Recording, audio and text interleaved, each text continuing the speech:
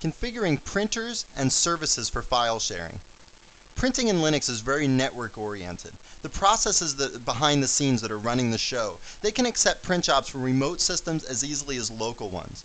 And we'll learn how to install and configure a printer for your Linux machine. And then we'll move on and talk about file sharing. First we'll use a program called Samba. And that's so that we can share files between Linux and Windows machines. And we'll also touch on NFS, the networked file system. And that's the most common way that we use to share files between Linux machines. So let's get started. So let me give you a little overview here of the Linux printing architecture. Okay? I want to explain what happens between the time when you're sitting at your computer and you tell the computer to print something and the time that that page comes out of the printer over here. I want to explain the steps in between. So the first thing that you have to do is initiate a print job. And one of the ways that you can initiate a print job is with the Linux command LPR. LPR just stands for line printer. You probably don't have a line printer. You might never have even seen an actual line printer. You probably have like an inkjet printer or laserjet printer or something. And LPR will still print to those. It's just the command, the name has stayed the same over the years. So they keep the command name LPR. Now what LPR does is it takes the thing that you want to print, the file, okay, and it gives it to this sort of overseer of the whole thing, which is LPD. The process name is LPD, and that stands for the line printer daemon. And remember, daemons are just these processes that are running behind the scenes taking care of things, and the LPD daemon is taking care of printing jobs. Okay? And what LPD does is it decides which print queue the job should go in. Okay? Now all the print queue is it just like a line. Okay, like at the bank or something. You get into a line at the bank and you get at the back, and the people are serviced at the front one by one. Okay, so the print queues are over here. Okay, and LPD will decide which job your print queue should go into based on the specifications that you gave it. Okay, so a job would go in the print queue, and maybe there's a whole bunch of jobs in the different print queues, and these print queues can be serviced by maybe different printers. Maybe one print queue is for this printer to print one-sided, and this print queue is for this printer to print two-sided pages. Okay, so if this printer is capable of printing double duplex pages, like both sides of the paper, but some people don't want to print that way because it's some official contract or something that they're not allowed to be printed on two sides, then we would have two different print queues for that printer. And maybe this print queue is for some other printer. So LPD will take the print job from you, will print it in the print queue, and then the print queue will be sort of attached to this printer, and the printer will pull jobs out as soon as it's finished with the next one. As soon as it's finished with one, it'll pull out the next one out of the queue and service it, and then the page comes out of the printer and it gets all printed on. Okay? And that's what happens in this whole process. So the two main services are LPR is the command that you're going to type, and LPD is the daemon that's running behind the scenes. Now let's add even more detail to this picture. But before I do that, I want to clarify something. I drew the computer over here, and then I drew the line printer daemon and the print queues over here. This is really all on the same computer right now. Think of it that way. The line printer daemon is running on this box. You typed LPR on the same computer. The print queues are on this computer. And then they're hooked up to the printer by some wire. Okay? So this is all one computer right now. Think of it that way. And LPD, this daemon here, this line printer daemon, can accept print jobs from some other computer on the network. And the way that works is some other computer on the network, initiates an LPR command. But if there's no LPD process running on this computer, then that LPR command has to go over to some other computer where LPD is running and pass the print job off to it. And LPD takes that print job and sticks it into a print queue, just like the local process, just like the local print command. As a matter of fact, LPD doesn't even know whether the LPR command came from some remote machine or some local machine, because printing is so network oriented in Linux that even the local LPR command does the exact same thing as the remote command, and LPD interacts with those in the exact same way, so it doesn't even know whether it's a local or remote job. Okay, now let's add some more detail over to this part of the picture. First, let's think about what happens when you print. What kinds of things are you going to print? So if you're going to print an email message, like a text file, or you're going to print some GIF file or some JPEG file, like some graphic picture, okay? Well, what happens here is by the time that thing gets to the print queues, then it's already been transformed. And one of the things it might have been transformed into is something we call PostScript. Now, PostScript was like the standard printing language back in the 80s before Microsoft Windows even came into existence, okay? And back then, printers were what we called PostScript ready or PostScript capable. And what happened was the printer had a little CPU in it, had a little bit of memory in it, and PostScript is really like a programming language. It's just a programming language that specifies how documents look. Okay, so that printer would take that PostScript file and it would use its little CPU and memory in there to print the file out on paper. Okay, nowadays printers, especially cheap printers, do not have that capability. And so instead we offload some of that functionality back to the computer that has the print queues. And what we do is in this path in between the print queue and the printer, we have something in there. One thing we have in there is called a driver. Now, you've probably heard of print drivers before. It's just even in Windows they have these now. It's just something that interacts between your computer and the printer. It's something that translates between the two languages that these things speak. Okay? Now, when you're dealing with PostScript, a part of that driver or some program that the driver uses is called GhostScript.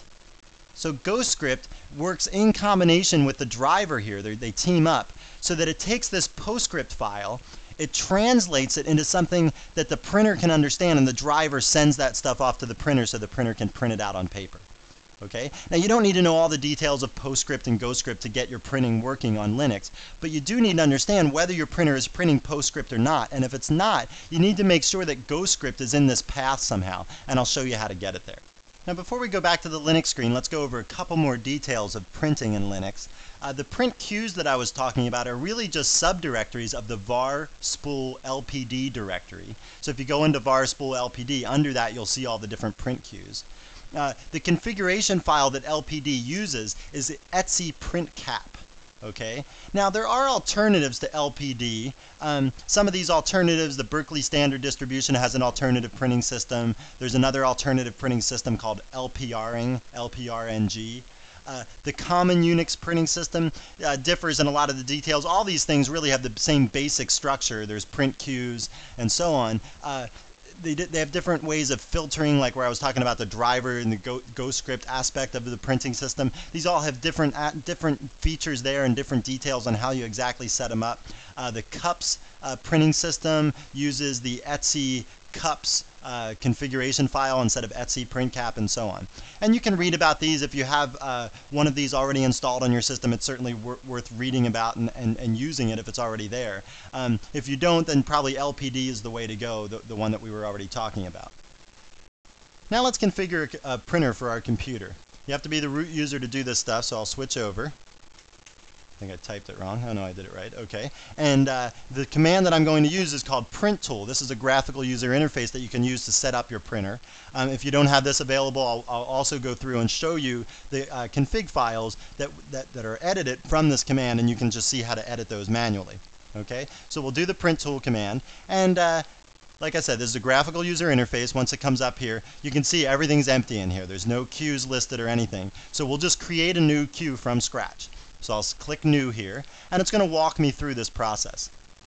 Notice here it says nothing will be done until you hit Finish on the last screen. So no configuration files will be messed up until you hit Finish on the last screen. So you can experiment with this and just cancel before you get there if you're unsure of something. So we'll go on and say Next. And what it says is enter the queue's name. Okay, so I'm going to call the queue HP1 because I have a Hewlett-Packard printer. I'm also going to pick a local printer queue because I'm not on a network. If you were on a network of Linux machines, you would pick Unix printer so that LPD would accept LPR commands from other computers, not just the computer that it's running on. I just have one computer here, so I'm just going to use it as a local printer. Okay, so again, I'm going to hit Next. And now it says select the device to use. LP0 is a good starting point. Your next printer you can make /dev/LP1, the next one after that LP2, and so on. So I'm going to take LP0 as the suggestion and just go on to Next. And now it says select a print driver for your printer. Okay, so this is all nice. It's a nice alphabetized list. You can go under the menu here under HP, and I'm going to work down here. And I've got the DeskJet 560C here. So again, we'll go under that arrow. And again, you can see there's a whole bunch of drivers that I can pick. And Perry's rule of thumb is always pick the first driver, and if it doesn't work, pick the next one and pick the next one and so on. That way I can keep straight which ones I picked so far. So I'll do it in some systematized way. Okay, so I'll say that's the driver that I want to pick, and I'm going to pick next again. And now it says about to create the following queue. It's a local printer device. Dev LP0 is the device. It's a DeskJet 560C, and the driver that I'm using is the CDJ 550 driver. Okay, so I'm going to say finish here, and now things are going to be created. You can see now that my queue is listed. It's a local queue. It's on the LP0 device, and let me hit apply here so that I can apply it. And it says, look, LPD restart was successful. So I'm going to say OK, and I'm going to close this now, and we're done with our print tool configuration. Okay, now what we'll do is we'll go and we'll look at the etc print cap file.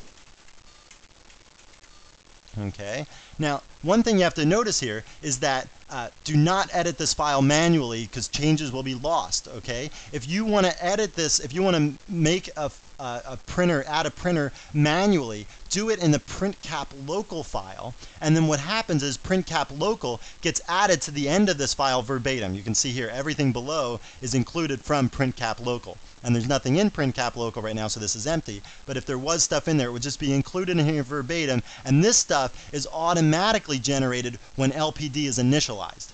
Okay, so you shouldn't edit this stuff by hand. Go to the print cap local file to edit by hand. But you can see some of the information here that we entered.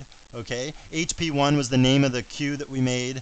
The spool directory was automatically made under the var spool LPD directory, like I was saying before, and it's the HP1 subdirectory of that directory. You can see the device here is dev LP0, and this thing down here, the IF, is the filter. Okay, remember how we were talking about what happens between the print queue and the actual printer? There was a driver in there, maybe GhostScript had to be used, that kind of stuff. Well, this wrapper, this filter here, takes care of that, all that stuff for you. It'll run GhostScript if it needs to, and all that kind of stuff. So if you need to run a filter, there's all sorts of filters in there. The MF wrapper filter is the one that it picked by default, and hopefully that'll work. We'll make sure that works in a second. Okay, so that's the etc print cap file, and that's how you do it. If you need to edit this manually, remember, go to the print cap local. Now another thing that you can do with the print tool command is actually test your configuration to make sure you set it up okay, and make sure all the drivers work for your printer. Okay, so you can see our queues up here again, and we can go under the test menu and print out any number of things you can see in this menu. The most common one might be a PostScript test page in US letter size paper. Okay, and I just did that, and it's printing right now, and it's got all sorts of graphics on it. It's got the Red Hat logo, because I'm doing this in Red Hat, so that's part of the test page, and it's got a bunch of other fancy characters and various grayscales of stuff. Things like that are all on the PostScript test page. You could print out a text test page to make sure that works. Occasionally, rarely, but occasionally, it will happen that text will make your computer or make your printer misbehave, and it'll print out graphics and GIF images and everything just fine, but an actual just plain text test page might mess it up. So you want to make sure you test that if you're ever going to print out plain text. You can print out a JPEG or GIF image or a bitmap image or anything like that. And whatever you're going to be printing on your printer, make sure you test all those things out and make sure the driver and everything is, and the filter is capable of handling all that. Okay, so the print tool not only configures your printer, but you can test your configuration to make sure everything's compatible between the drivers and the printer. Now let's look at the more common day-to-day activities of printing, like using the LPR command, and we'll also learn the LPQ command to examine the print queue. And then there's another command, the LPRM command, which stands for LP remove, or line printer remove, and what that does is it removes a print job from the queue before it gets printed. Okay, so let's go down into the scripts directory and we'll print one of those shell scripts that we wrote before. Let's just do the most simple thing that we can. We'll just do an LPR on demo2.sh. Okay, now because I only have one print queue on my computer, the one that we just set up, because I only have one print queue, if I just say LPR demo2.sh, the line printer daemon will figure out that this demo2.sh file should go to that HP1 print queue that we specified just a couple seconds ago. Okay, now if I had multiple print queues and multiple printers on my system, then I would have to go back and specify those. And I can do it here anyway. It's just an over specification since I only have one. But what you do is use the capital P option, and you follow that by the name of the print queue that you want to send this to. Okay, so the capital P followed by HP1 says send the demo2.sh file to the HP1 print queue. Okay, now right when I hit enter here, I'm going to immediately type LPQ so that we can see the print queue. Okay, we can see a textual representation of the print queue. Now remember that when when I type LPR, it goes from my computer, it goes over to the print queue inside in the memory, and then what it does is it goes out to the printer. It's only going to be in the print queue for a brief moment, like maybe 2 seconds, because there's nothing in front of it in the print queue printing already. Okay, so this will only last in the print queue for a very short time. So that's why I'm going to type LPQ right away after I hit enter. So here I go. I'm going to hit enter and type LPQ, and you can see here that this is the textual representation of the print queue. You can see the name of the printer is HP1, and it's at localhost because I set it up to be a local printer. Okay, there's some other information here about the server and so on. Here's the information about the wrapper, the filter, you know, the smart filter or the thing that's going to run GhostScript for us. And then here is the actual items in the print queue. Okay, notice there's only one item in here. It's rank 1, means it's the first thing on the list that's going to be printed. Okay, here's the owner of that job, and here's the number of that job. This is pretty important because if you're going to remove the job from the print queue, you need to know this number so that when you remove the job, you remove it by specifying that number. Okay, so there's our LPR command, there's the LPQ command, and then the LPRM command would be specified with the 299. Okay, but this job's actually already out of the print queue. It's already printed. I can hear the paper ejecting behind me. So I can't do LPRM 299 now, but if it was still in the print queue, then I could do this.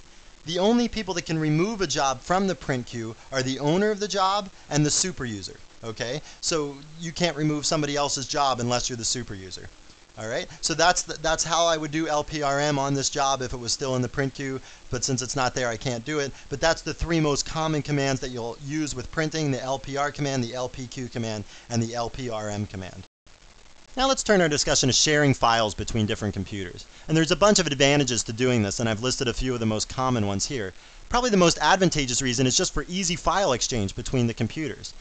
You can certainly do something fancy like sending email back and forth from an account on each computer or something like that, but that's kind of a mess, and it's a lot easier if you can just set it up so that the files are shared, and I can go into some directory and copy a file, and that directory might really reside on some other physical computer. And then you can also conserve disk space and also reduce work for system administrators by setting up file sharing. And I'll give one example to illustrate both of these points. So suppose that you want to install some software and everybody wants to use this software. Well, the system administrator can install that on one disk somewhere in one directory and make that directory shareable to everybody else. That conserves disk space because the software is only installed in one place, and it also reduces the work for the system administrator because they only had to install it in one place, and also they only have to update it and maintain it in one place. So these are some advantages of file sharing. For Linux, there's probably 2 typical scenarios that you're going to run into. You're either going to want to share files between your Linux box and some Windows machine, or between your Linux box and other Linux or Unix machines. Okay, let's talk about Windows first. To share files between your Linux machine and a Windows machine, you use a program called Samba. Okay, Samba is just playing off the SMB acronym that used to be the acronym describing the Windows file system. SMB stands for Server Message Block. So Windows used to call their file system the Server Message Block file system. They've since changed the name to the Common Internet File System. The program was written back when SMB was common, so they've kept Samba as the name, playing off the SMB letters. Okay, so Samba is the program that you would use to share files between Windows and Linux. If you want to share files between your Linux box and other Linux Unix boxes, the most common tool is probably the network file system. Okay, this was written by Sun Microsystems, 20 years ago or something. And this is definitely the most common way to share files between Linux and other Linux or Unix boxes. Okay, so now let's go back to the Linux screen and look at how to do some of this stuff. No, you're not going crazy. This isn't the Linux box. This is actually a Windows machine. I just wanted to take a quick little 20-second diversion here and show you what you needed to do on the Windows side of thing in case you didn't know about it. I'm no Windows expert, but at least I can do this kind of stuff. So what I want to do is go into the C drive here and make this folder Perry stuff. I want to make this shareable over the network. Okay, so what I'm going to do is I'm going to right click on this folder and I'm going to go under Sharing and Security and left click on that, and now I'm up at this menu. I'm going to click on the Share This Folder over the network. It gives it a default name, the same name as the folder, and I'm going to keep that, that's fine. And it also has the box checked for allow network users to change my files. I'm going to leave that checked as well. This is truly shared now, okay? This folder here, Perry Stuff, people can write to it as long as they have an account on this Windows machine. Okay, so I'm going to click apply here, and then I'm going to close this window, and when we go out now, you'll see the little hand here under the Perry Stuff folder, and that just shows you that that folder is shared. So now let's go back to the Linux machine. I'm getting so confused here. Let's go back to the Linux machine, and we'll see how to access the stuff in this Perry Stuff folder. Now there's a couple different ways to gain access to that share over on the Windows machine. The first way that I'm going to show you is with the Samba Client command, SMB Client. Okay, and what you do here is you follow this by a double slash followed by the machine name that you're going to get the share from. Then you follow that by a slash, and then you put the share name. And remember, I gave the share the same name as the directory, Perry Stuff. Okay, so this is saying connect to the machine Nugget 2, get the share Perry Stuff, and sort of, give me access to it via this Samba Client command. Now the Samba Client is assuming that my username on Nugget 2 is the same as my username here, Perry. But it's actually not. My username over on that Windows machine is trainer. So what I'm going to do is give it the capital U option and follow that by trainer. That's saying I want to connect to Nugget 2 as the user trainer. And it's going to prompt me for a password to make sure that I'm verified that I actually am the user trainer. I'm allowed to enter that account. Okay, so I'll hit enter here. And it says got a positive name query response, and now it's asking me for the password. So I'll type in my password, hit enter, and now I'm at the Samba Client prompt. This is like FTP, okay? It's like FTP in that it's like this text-based, sort of primitive interface to get files and put files back and forth. And if we do a help here, you'll see it's very similar to FTP. There's an ls and there's a dir. There's the get command and the put command, okay, to get files from the Windows machine and bring them to my local machine, or to put files from my Linux machine out to that Windows machine. Okay, so this is the set of commands that you have available to you. I can do an ls, and now you can see this is the stuff that's in the share. The file linuxsyllabus.txt is there, and there's this directory called Perry, and you can tell it's a directory because all the directories have D's by them over here. Okay, so if I'm going to get that file, I can get linuxsyllabus.txt, okay, and that is going to get the file, and it's going to bring it over to my local machine. So if I quit out of here and do an ls, you'll see now that I've got this file called linuxsyllabus.txt in my home directory, and it's on my local machine now. I can edit this file on my local machine. I can do whatever I want. If I want to put it back over to the share, then I get back into Samba Client, and I would use the put command, and I would put it from my local machine out to that Windows share. Okay, so now we can see how to use Samba Client to do things. Let me show you another way that you can access that Windows share. Now let me show you another way that you can access those Windows shares from the Linux machine. Okay, and the new command is called Samba Mount, SMB Mount. And you specify the share the exact same way that you did for the Samba Client command.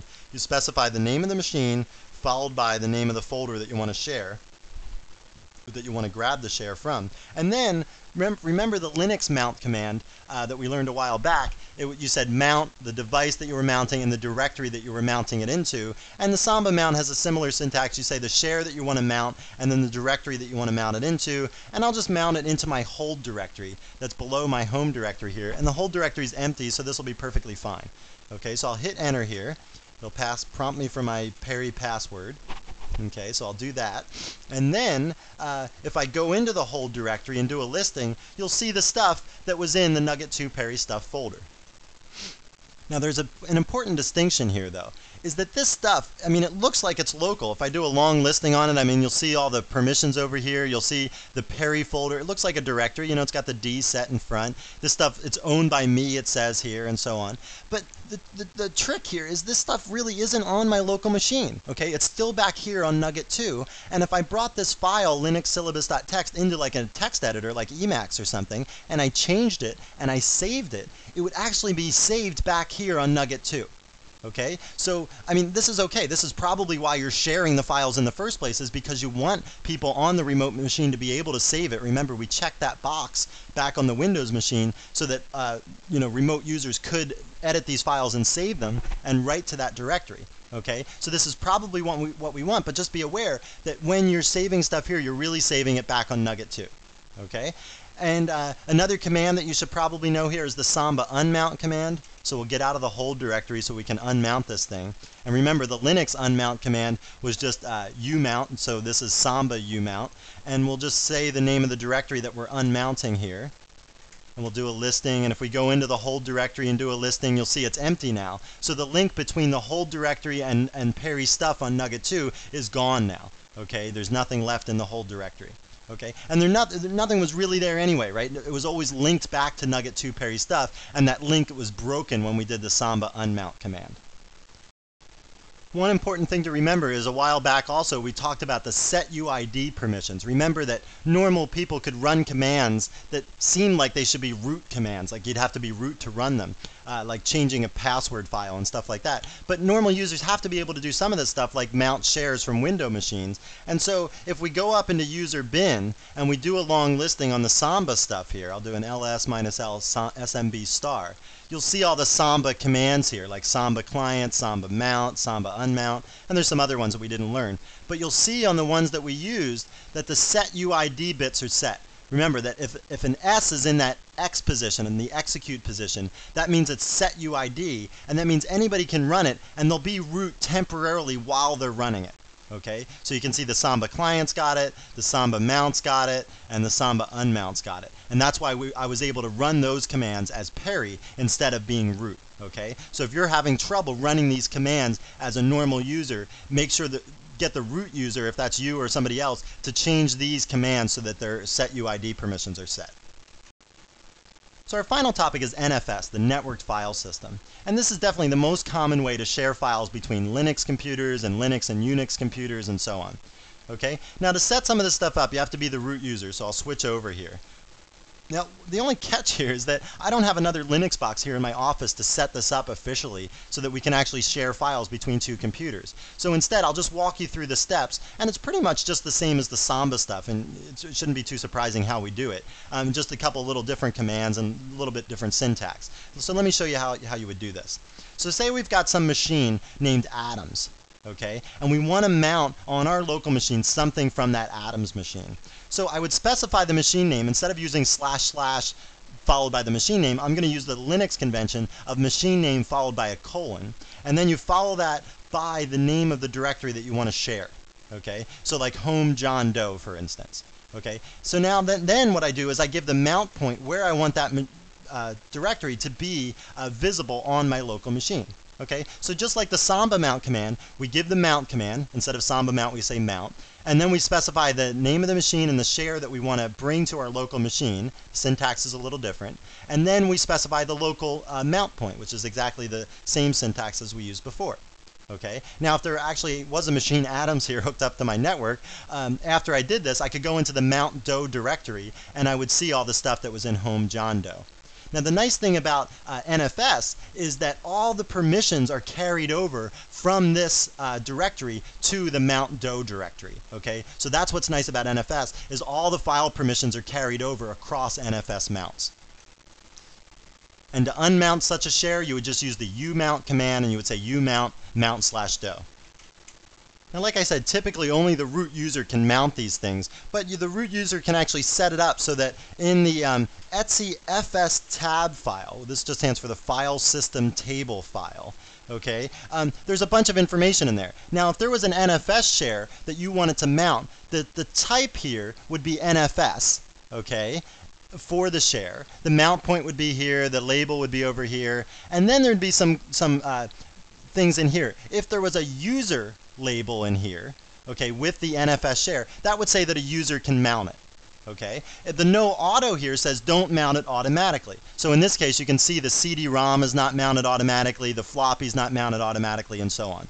Okay, now if there was an NFS share here and we wanted it to be automatically mounted, we could leave out the no auto, and then it would be automatically mounted every time, and the users could just access that other machine every time. And that's probably the most typical way to do it. When I was at a university, when I was in industry, typically what we would do is when you booted up your system, you would get these mount points mounted automatically, and so I could just access these shares on other computers without typing any commands. Okay, all I would do is cd into that directory, and it would be there for me.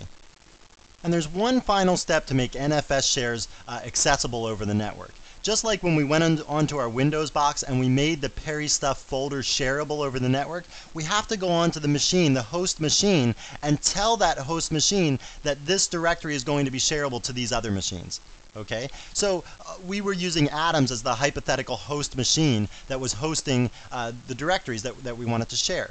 So what I would do on Atoms is I would go into the etc directory, okay, and I would look at this file called exports, and I would edit that file. Right now you can see that the exports folder, or the exports file on Nugget 1 is empty, but just pretend for right now that I'm on Atoms and I want to set it up so that I make the home directory shareable to all these other computers. Okay, and while I'm doing this, let me just show you one little trick here for editing a file. Okay, a quick way to edit a file. If I say cat followed by a greater than sign and then give the file name, what this does is it wipes out the file, and since the file's empty, that's okay. It wipes out the file. I hit enter here, and you can see I don't get a prompt, because what's happening right now is everything that I type is going to go into the exports file, and then I'll hit Control D to end my little editing session here. Okay? So you don't want to use this if you're trying to just like edit a file. If you're just writing a file from scratch, this is a perfect way to do it. Okay, so let me show you what I would write on Atoms in the etc exports file if I wanted to share the home directory. The first column I would just put /home. Okay, and that says I'm sharing the home directory, and then I would list all the computers that can mount the home directory on their machine locally. Okay, so I'll let Nugget 1 mount it, and then what I'll do is I'll give the permissions for Nugget 1. This says Nugget 1 can read and write to the home share. Okay, maybe I've got another machine that I want to share it to too, called Baker, and I'm going to give Baker read and write access as well. Okay, maybe I've got another machine called Carlisle. Okay, and Carlisle I'm only going to give read access. So RO stands for read only. Okay, RW stands for read write. Okay, so Carlisle, Baker, and Nugget 1 can all mount the home directory, and they have different permissions. Okay, and this is what would go in the etc exports directory, or the etc exports file on the Atoms machine, on whatever machine is hosting the stuff that you want to share. Okay, so like I said, I hit Control D here, and now if you look at exports, you'll see that that stuff that I typed is in the etc exports file. And if, like I said, if this was on the Atoms machine, Nugget, Baker, and Carlisle would all be allowed now to mount the home directory. Well, it's time to wrap up another nugget with a little review of what we talked about. Our first topic today was printing in Linux, and we looked at the basic printing architecture, and we saw that the line printer daemon was right in the middle of the whole thing. The line printer daemon was responsible for funneling the user requests for printing off to the various print queues. And we also saw how PostScript and GhostScript were involved in the printing process. And then we learned the various commands like LPR to send a job to the printer, LPQ to see the print queue, and LPRM to remove a job from the print queue. And then we talked about file sharing. Our first task was to share files between our Windows machine and Linux machine, and we did that using the Samba program. And then we talked about NFS, the networked file system. And this is for sharing files between Linux machines or Linux and Unix machines. And this is really the most common way to do that. And it's also much more flexible than Samba and much more powerful because it allows us to maintain permissions on the various directories as we share them. Well, I hope you found this nugget informative, and thanks again for viewing.